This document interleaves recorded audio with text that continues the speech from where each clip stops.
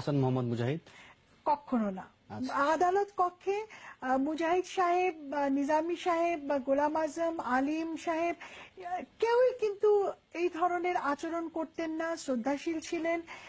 আমার মনে আছে যেদিন লাস্ট আমরা রিবার্টাল আর্গুমেন্ট দেই মুজাহিদ সাহেবের, সেই দিন রিবার্টালের পরে উনি হঠাৎ বললেন যে একটু সময় চাইবো, কারণ রিবার্টাল হচ্ছে আমাদের প্রসিকিউশনের লাস্ট সাবমিশন। তারপরে আমরা লিগ্যাল আর্গুমেন্ট হলে তারা রিপ্লাই দিলে আমাদের লাস্ট সাবমিশন, তারপরে মামলাটি সিএভিতে চলে যায়।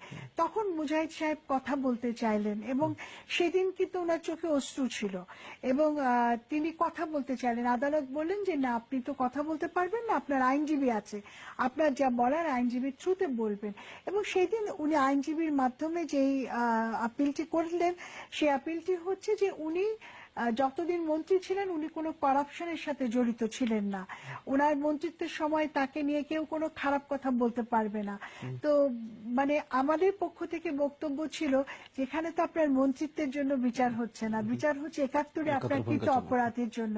আপনি এখানে দুদকের মামলাও হচ্ছে না যে আপনার কোনো অবৈধ সম্পত্তি আছে কিনা নেই এটাতে।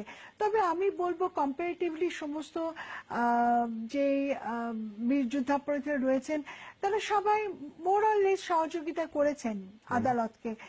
সালাউদ্দিন কাদের চৌধুরীর সেই জায়গাটি না, এবং এটি কিন্তু ট্রাইব্যুনালের যে রায়, সেই রায়েও কিন্তু এটি উল্লেখ করা আছে যে তার অধ্যত্বপূর্ণ ব্যবহার, এবং একদিন দুদিন নয়, দিনের পর দিন তার এই ব্যবহার আমরা সহ্য করেছি আদালত।